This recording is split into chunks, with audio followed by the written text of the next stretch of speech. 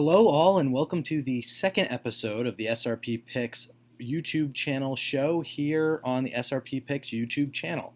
I'm going to be doing the rundown of the Charles Schwab Classic today, as the PGA is back this week starting on Thursday early in the morning. So make sure you get all your bets and DraftKings lineups in by Wednesday night so that you can just sit back and relax and watch the golf be played on Thursday. I've heard a lot of reports from the PGA Tour talking about how they're going to provide more updates and more video analysis of the earlier rounds that we normally don't have access to, especially for a small tournament like the Charles Schwab Classic. So make sure you carve out some time in your schedule.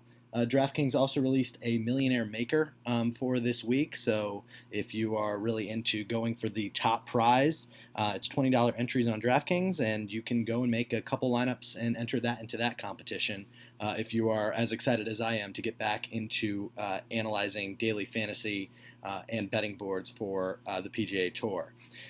Basically, a couple things here just as an introduction. As you see, we are currently not running the SRP Picks website in a local host. We're running it on the web, so that means you can go to srp-picks.herokuapp.com and check out all of the stuff that we look at on the site today for yourself.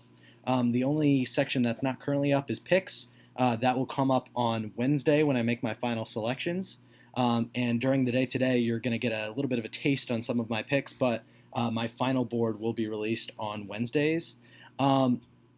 Also is connected is the SRP Picks Twitter page is connected right to the website. So if you want to check out some of the conversations I'm having with some users on there as to who to pick this week, swing on by to the SRP Picks page. Obviously, we have the tweet initializing the website, but we also have some other access to some other conversations and some other KBO picks that we've had over the last few days. So I really suggest that once you're done liking and subscribing to this video, you head over to the Twitter, see the conversations, and like and subscribe there as well. The PGA Tour today, what we're going to look through, we're going to look through the course that they're going to be playing at. We're going to look through the players and how they've done at the course in the past, though we'll also analyze why maybe that's not a great indicator of who's going to play well this week. And then we'll also look at shots gained numbers and how they stack up to the rest of the field, along with throwing a couple names out there of who I'm going to be targeting both in my daily fantasy lineups and on my bets. So once again, if you like this show, please subscribe here on SRP Picks on YouTube. We're going to be doing this every week for the PGA Tour, and also provide some MLB and NFL shows once they come back around in the upcoming months. So the first group of data we're going to look at today is how the Charles Schwab Classic stacks up to every other course that we have stats for. So we have 42 courses here that the players play in tournaments during the season. And we're going to basically look at the course, what I like to call resume, and see how it lines up to other courses so that, one, we can know some corollary courses and corollary results we can look at. And then also what we can do is basically break down the course and see what stats will be most important to focus on this week from a player's perspective. So for example, I want to start off with driving accuracy. It's the first stat on the SRP Picks website, and it's the first stat that I think provides a lot of importance today, because we see here that the Charles Schwab Classic is 33rd when it comes to an average driving accuracy of the players for the given week. So that means it's tough to hit fairways. When I was looking at that this week, what it made me think of was that you're going to want to target guys who can be solid off the tee. And there's multiple ways to do that. Obviously, shots gained measures both accuracy and distance, and I think that both of them are going to be very important this week. Charles Schwab Classic, not notoriously a very long course. It's more of a pitch it into the fairway, have a hot week with your irons, putt a little bit, and you're going to be able to win the tournament. Which leads me to believe that just shots gained off the tee is really, really important. I put an extra emphasis this week on driving accuracy, given that it's so difficult to hit the fairways here. But I think that if you have good shots gained off the tee, you're going to be okay regardless. The next thing I like to look at here, besides good drive percentage, which I also think is very important, but not very nominal for this week, given that the Charles Schwab Classic finished dead in the middle, is where most people hit their approaches from. So for a given course, I broke it down by, out of the 100% pie, I broke down into little slices from where on average, the most approaches are taken. For example, at the Arnold Palmer Invitational, 23.5% of the approaches, which is the most on any other course, is taken from over 200 yards. But the key areas this week for the Charles Schwab Classic come from between 100 yards and 175 yards. There's actually sub 35 in both over 200, over 175, and under 100. So really the target area is going to be this middle range of approaching to see who's going to be good this week. Charles Schwab Classic, third out of all of the tournaments, out of all of the courses that these guys are going to be playing in 150 to 175 green and regulation percentage. So that means you have to get guys who are good at hitting those lower to mid irons based on how they're playing these courses. Obviously, this is going to be more important for some of the shorter hitters, but there is some longer par fours on there that are going to require these longer approaches in, as well as for some of the bombers, these could even be a par 5 approach, given that we have some par 5s circling around that 500-yard barrier. So being able to hit from this distance and from 125 to 150, where the Charles Schwab Classic is 8th, out of the 42 fields that we see here. So those are the two main distance areas that I was focusing on this week. Charles Schwab Classic also comes in at 11th from between, I'm sorry, not 11th, 13th from between 100 and 125 yards. So I also think that's an important area, but especially look at those from 125 to 175, which for most of these players is going to be a lower iron bordering to a mid iron based on how hard they hit it. For a lot of the players in the field this week, it's going to be lower irons, and that means it's going to be a scorer's paradise. So we're really going to have to look at a player-by-player basis, see how they're going to play this field, and then look how they hit in those given yard ranges to determine how many birdie opportunities they're going to have this week. Aside from these two stats, the final one that I found was really important was scrambling opportunities. I was listening to another podcast earlier this week, and they talked a lot about how without the grandstands, a couple of these PGA courses may play a little bit more difficult than some of these guys have seen in the past. Obviously, the grandstands take away a little bit of out-of-play area that they could have and really provide players with an ability to get a free drop or a free move away from a little bit more of the rougher areas of the course. So if you have a guy who's missing very terribly with his approaches, he's going to have to scramble.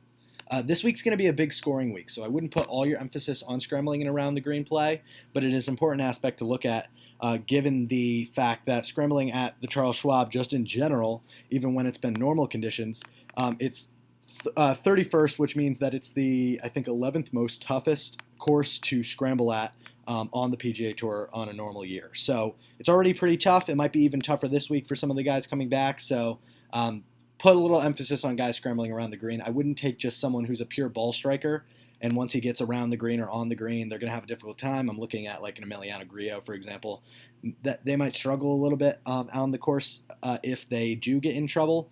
But for most players, I think that they're going to have to score this week. But it's just a little something to look at from a course perspective.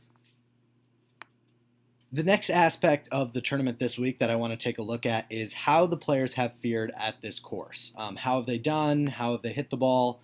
Sometimes people deviate from their norms. Sometimes people just hit them right on. Sometimes people play better at a given course. So taking course history into account, it's not the most important thing that when I'm making picks for a given week, given that a lot of the aspects of a golfer really carry over well between courses. But I do want to take a look and make sure that the guys I'm getting this week are playing good golf at the Charles Schwab. Now, course history this week might be a little bit even more smothered than it normally is, however, given the fact that a lot of the guys playing this week have not played in recent years. There was a stat out there that the Charles Schwab Classic this year is going to have one of the toughest fields that it's had ever in its history. So guys gaining a ton of strokes, which is obviously a relative stat, on the field normally might not be able to do so this year, given the fact that the level of players is just so much higher than it would be in a normal field. So the guys who normally play well here may not play as well relatively to some of the guys who they're going to be seeing this week, such as Rory or Bryson DeChambeau, who normally don't play at the Charles Schwab. But we still have a couple guys that we can look at, and even though it's all relative terms, having some experience at this course is going to be important coming off a 3-month layoff. So for example, we'll start with shots gained off the tee. A couple names obviously pop out here. Horschel, Finau, Neiman are all big names on the tour regardless. Cameron Champ's always going to do things off the tee regardless of the area he's in. Then you got a couple shorter hitters. So like I was talking about earlier, Adam Hadwin, Brian Harmon, not exactly bombers off the tee, but they're guys who can get in the fairway, and they gain a lot of their strokes when they are gaining strokes with the driver doing that. So you can see kind of a dualistic driving personality being able to do well here, and being able to either put it on the fairway or be able to drive it down and have a short approach in are both very important qualities of this course. Another guy I'd like to point out, Justin Rose, had a great tournament here a year or two back. He plays here a fair amount, and normally, even when the bigger names weren't here, he was still showing up at this course. Corey Connors, great ball striker. Jason Kokrak, great ball striker. From an approach standpoint, we have Kevin Na. Now, Na went off in the one time he played at this course. I think it was a year or two ago. I don't remember the last time they played here at this course, but he won the tournament, and he gained 9 strokes on approach. I don't believe he's going to do that again this week, but he's a player who seems to have found out what this course is about.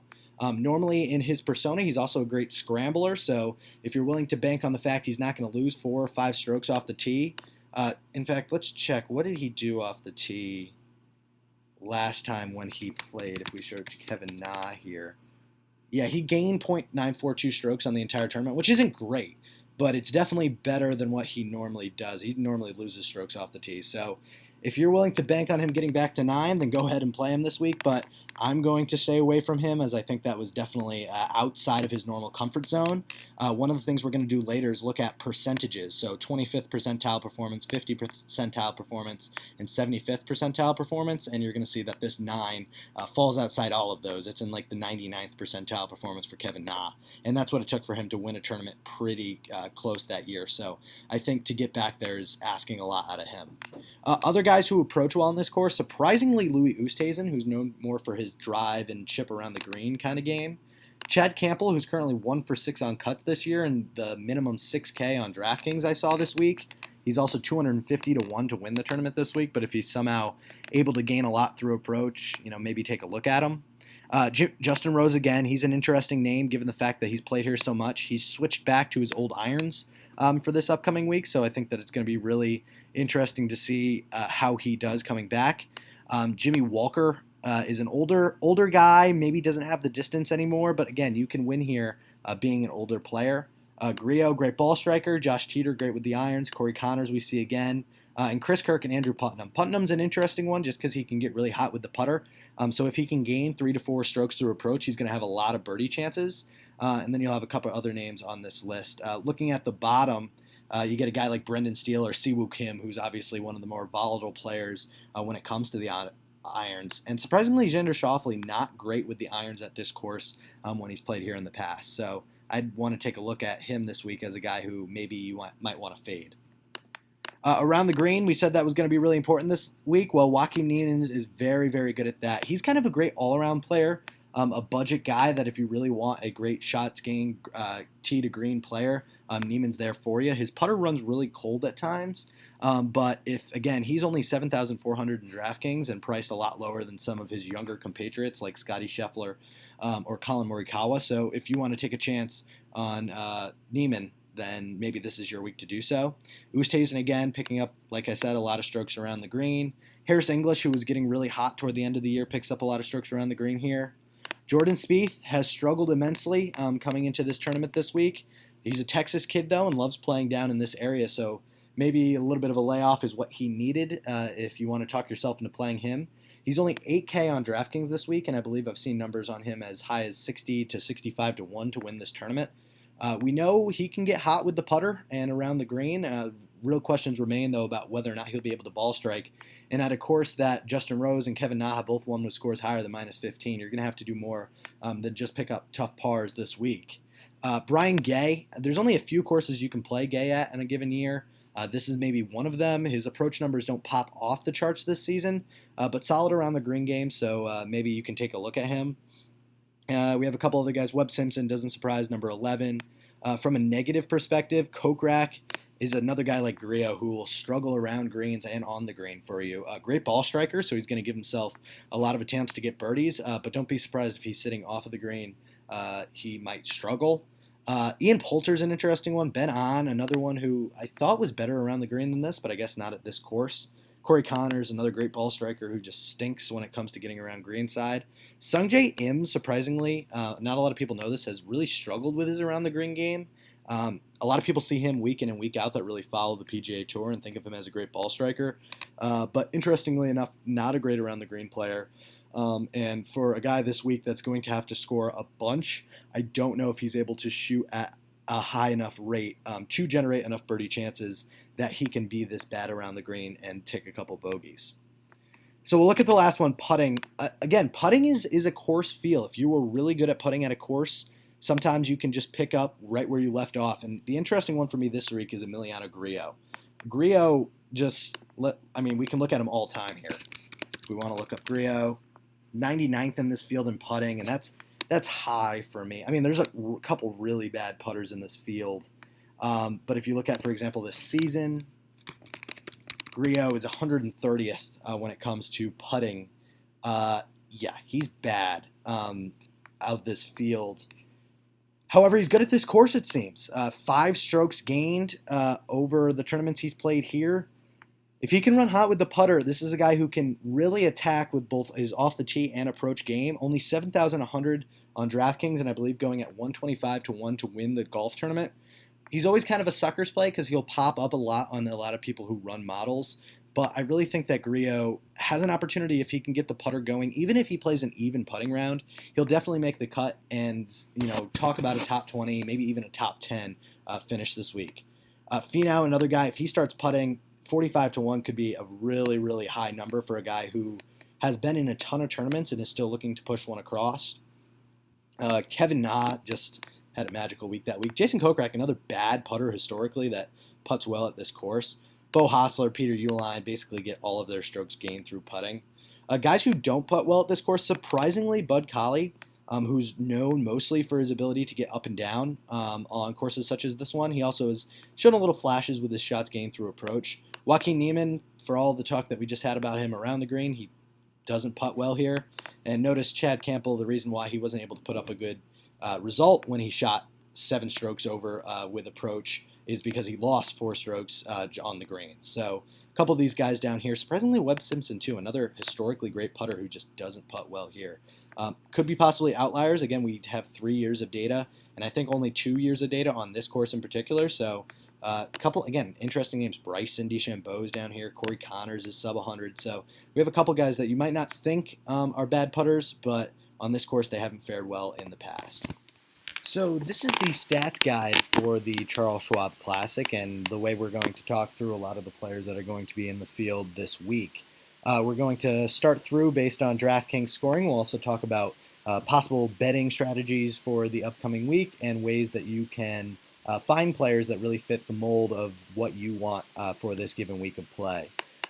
We'll also round out by looking at some of the key stats that these guys fill in the given areas, and we'll talk about some important players that I feel are going to really be able to make the field this week and be able to not only make the cut but move up the leaderboard into positions where you can get a lot of value either in a DraftKings lineup or coming from an odds perspective.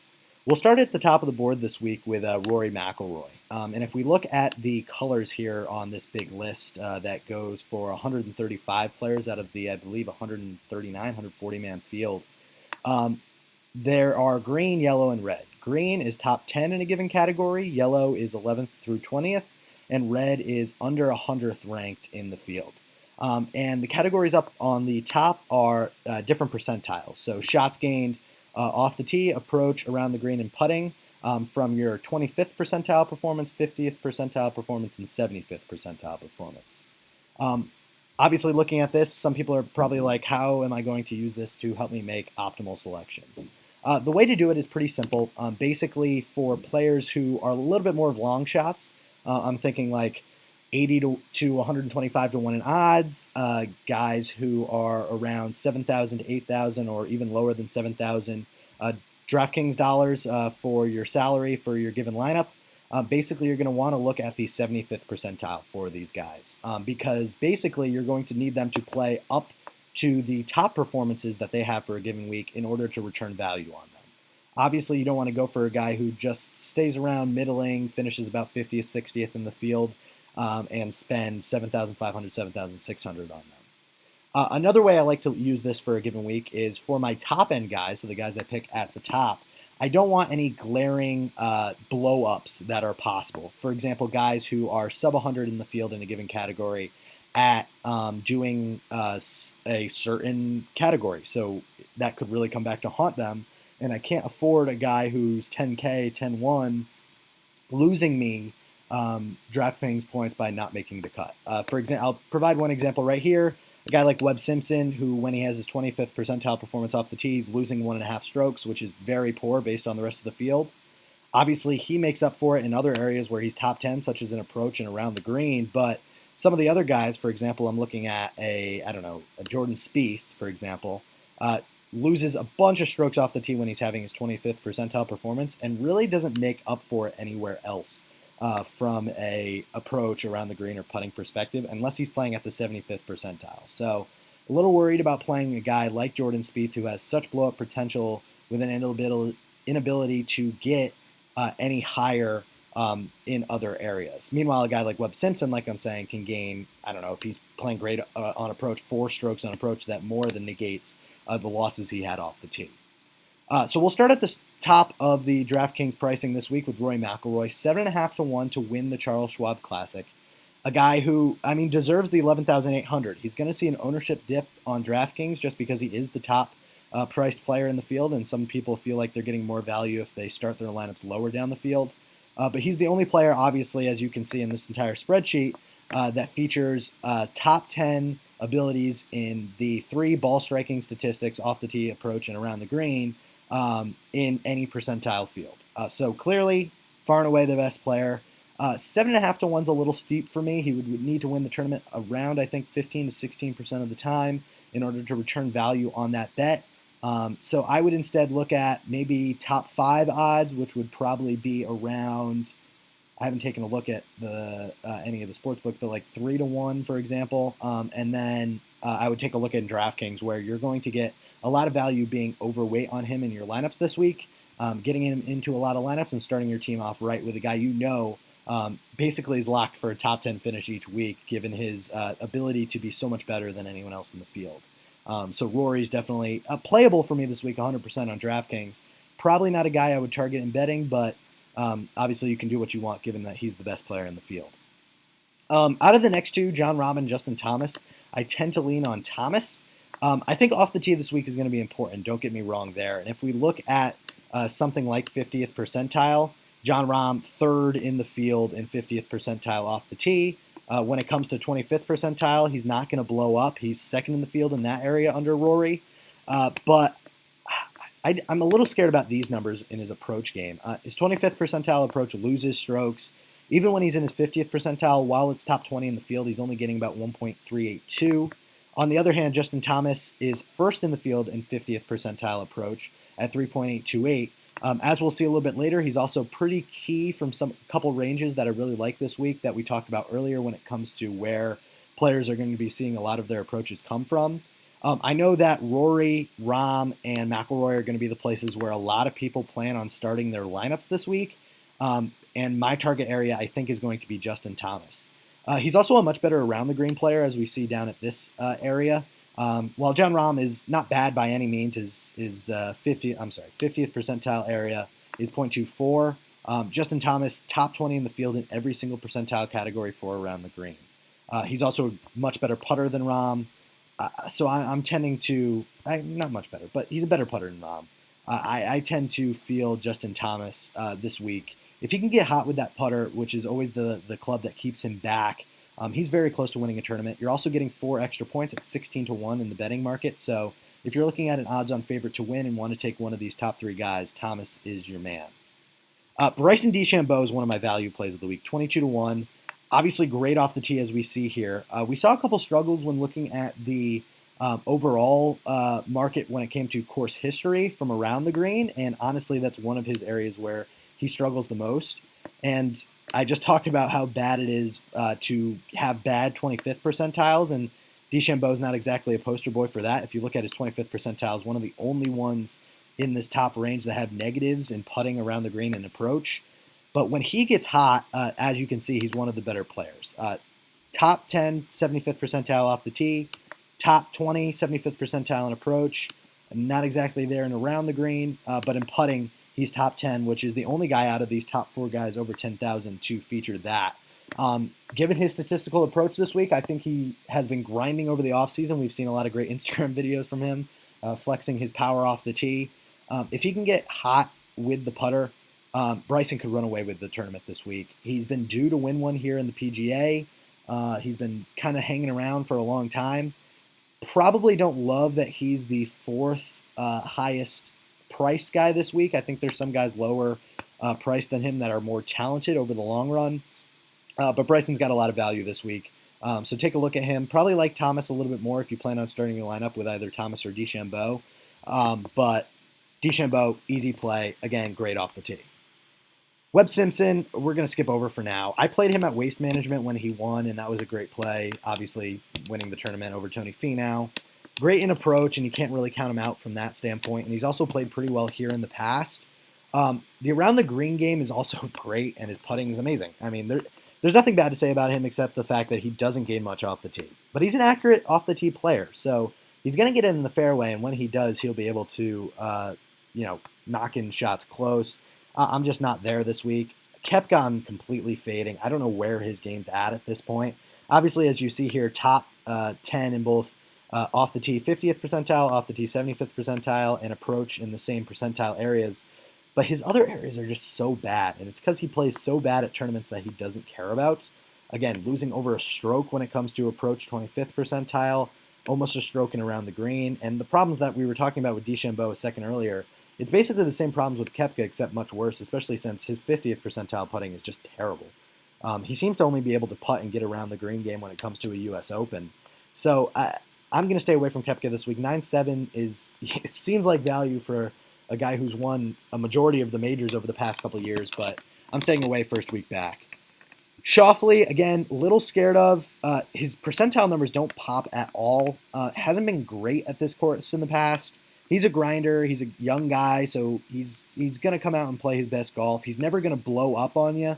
I know his putting and around the green 25th percentile numbers aren't great, but his ball striking 25th to 75th percentiles are so good.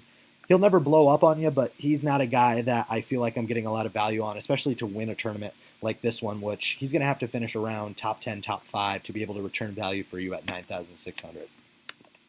Dustin and Ricky, same thing. I need to see a little bit more out of them, particularly Dustin. Ricky doesn't stack up to the talent that a lot of guys in this top of the field have. He's obviously one of the best putters in the game, but if you look at him compared to Dustin Johnson when it comes to 50th to 75th percentile putting, he's not that much better when he's putting at his best. He's just not going to blow up for you when putting like Dijon might on some weeks. By the way, this is all-time numbers that I'm giving you. In future weeks, I'm going to try to give you 2020 season. We just don't have enough data to really do a comprehensive view on guys at this point from that range. So we have that. Dustin, like I said, I want to see a little bit more. Obviously, these off-the-tee approach numbers are great here.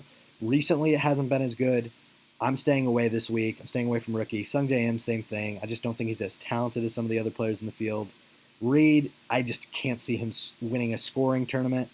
Morikawa was interesting. I'll at least take a couple looks at him this week. He's around 40-1. I think he's probably more of a DraftKings play just because what he's going to rely on is that approach game. Believe it or not, he's one of the widest range when it comes to around the green. When he stinks, he's bad, but when he's good, he's top 20 in the field. So his putting's also garbage. So the thing is, even if he's able to pepper a lot of shots close, I'm not confident he's going to be able to score at the percentage needed to beat some of these top guys. I'd rather take a shot on a guy right under him and Justin Rose at 9K. Justin Rose, again, has played here before, has good ball striking numbers here. He's nothing exceptional when it comes to off-the-tee play, but on approach, he's never going to blow up. A solid around-the-green player, and like we said, when he's putting at his 50th or 75th percentiles, he's top 10 in the field. This is a guy who's going to sink a lot of the birdie attempts that he's going to get. If he's able to keep the ball in the fairway off the tee, he's definitely a play for me this week, and I think he's going to be able to. Switch back to his irons again this week, so his approach numbers are going to be a little bit closer to what we've seen from him at his best, so around the 50th to 75th percentile. If he's able to get there, he will be able to compete this week. Guys lower on the board will go from like 8.5 to 8.9 at this next view. Staying completely away from Leishman. Purely a guy based around approach on any given week. I can't bet on that, especially when he's so bad off the tee. Gary Woodland pops off to me. His around the green game is a concern. If he's ball striking to the best of his potential, he's going to be a top 10 player this week. He's a top 10 ball striker in the field. Great off the tee in every percentile. Great in approach in every percentile. That around the green game is worrisome, and his putting just doesn't reach the number that we need from him to be able to be good. He'll give himself a lot of birdie attempts this week, but I'd rather just drop down to the guy below him, at Tony Finau at 45 to 1. To me, much more of a betting play. For some reason, 8,700, I mean, it's not a hefty price, but it's not one that I think has much value as the 45 to 1 to win. Obviously, not a notorious winner, but a guy who is top 20 in the field in his off the tee game. His approach game is easily top 20, if not top 10, when it's dead on, like we saw at the Waste Management before the COVID break. And he, unlike a lot of these ball strikers, can really handle himself around the greens here. We saw him top 10 in the field in course history and around the green. He has shown that over his longer-term form that it's just not a field thing. He can do it anywhere. And his putting is not going to kill him. It's going to be around average for the given field. So I think Tony Finau this week, a great play at 45 to 1 and much better than the guy right ahead of him in Gary Woodland. So looking down the field here, Shane Lowry, Matt Kuchar, two guys I'm not going to be experiencing much this week. I don't think they line up well for this field. Scotty Scheffler, Jason Day, again, just a little too pricey for me. Out of the two, I'd play Scheffler down at this range, but Jason Day is just so bad in his long-term approach that I don't think he's a guy I can really look for this week, especially given that the course is going to be a scoreable one that you're going to need some shots gained through your irons to be able to finish high in the field this week. Matthew Fitzpatrick, I never play over here in the States. He's much more of a links European player. Oosthuizen, same thing. Again, the approach is horrible. The around the green game is so good, but again, you're going to need to be able to do more than score pars this week to win. Sergio and Spieth, again, lower part of this 8K range, I am not really a fan of. There's not a lot of guys down here that I love, so I really normally don't really suggest this, but going with an unbalanced lineup of like 2 or 3 at the top and then loading up on guys in the 7K, 6K range that I'll talk about is an opportunity that I really see this week. It's more of a volatile approach for sure, but being able to lock up 2 guys at the top of the leaderboard that have chances to win is something that's really overlooked sometimes in DraftKings, given that a lot of these lower guys can get value just by finishing in the top 40 in the field. So look for some ball strikers down at the bottom is my suggestion, given the fact that the 8.5 to 8, maybe even 8.6 to 8 range is fairly weak. Out of that range, if you have to play someone, I'd play Scotty Scheffler at 8.4, but again, not an opportunity that I would be targeting. Like I said, let's kind of look at the 75th percentiles here and go through the different stats for guys under 7.9. So we'll look at guys top 20 in a given area. Let's sort by price here and check guys who are really, really good at a given stat. And we'll start with obviously Victor Hovland, a guy that I really like this week. Solid in approach, not top 20 in the field or anything, but he's never going to blow up for you with approach. Great off the tee, one of the better players on the field coming off the tee. Again, not going to blow up for you, a guy down here that's going to have a solid round. The main concern for me is obviously the around the green game. He's going to have to play 75th percentile golf to come away with it. Now, his range of his percentiles isn't huge. It's about a stroke to a stroke 0.2 difference. So in reality, hopefully, if you want to play Victor Hovland, you can convince yourself that if he's going to have a great week off the tee and on the approach, it's not going to matter how he does around the green. And in reality, when you're taking a shot with a guy down here, you're going for win equity. You're going for high-end account because the bad is so bad for people down in this range that you really got to look for the upside. And for me, it's Victor Hovland. He's got a good baseline when it comes to his ball striking, and if he's able to hit the greens, he's going to be A-OK and be probably top 30 in the field. He's got great talent for such a young player. He's one of the guys I'm looking at in this 7K range. Berger, I'm in and out on, depends on the day. He was playing so great coming into the COVID pandemic and has been really good here, but Doesn't really rank out at anything great in this field. He's not going to kill you, but he's a guy who'll make the cut, but I don't know how high he'll be able to go. Kisner, no way. Kevin Na, again, no way. Dahmen, his approach numbers pop off depending on where he plays. And again, ball striking wise, he's pretty solid if you look at these numbers, again, particularly in approach. But he is so bad putting the golf ball. And again, Charles Schwab, actually one of the easier spots to putt for the given week, but that actually there's some counter arguments in the industry that say bad putters should be played at places where everyone putts bad. This is not one of those places, so Dahmen's poor around the green play and poor putting might come back to hurt him this week. I'm staying away from Hama and English. I think they're going to be the chalk down at this range, and both of them have ranges that concern me. Harris English's long-term approach form, despite the fact, again, him and Hama were both red hot before the break, but I'm staying away from both of them. Hama and English don't have great long-term shots gained numbers. Hama is terrible around the greens and can ruin his rounds by being around the green once or twice. And Harris English just doesn't approach at the rate needed to score very highly here. Out of the two, I like English just because he can get hot with his irons and he can also putt a lot better than Hama can, but I'm staying away from both this week. Matthew Wolff, I'm a no. Joaquin Niemann, like I was talking about a little earlier, I'm higher on. Again, a guy with a great baseline, which is tough to find here at a lower part in the range. Not great around the green, very volatile. I was talking about the small range earlier that we saw for Hovland. For Niemann, it's more about 1 point, no, it's even more than that, 2.3, 2.4 range. So it's going to be a wider range of stuff that he can do, but you can take some solitude in the fact that he's top 20 in the field in both 25th percentile approach and 25th percentile off the tee. So he's not going to kill you. His scoring at the highest isn't going to be great, but he can easily get a top 30 in this field if he's on his game and not losing a bunch of strokes around the green. Horschel, fine if you want to go with him. I'm completely against Ryan Palmer this week. If he gets stuck around the green, he scares me.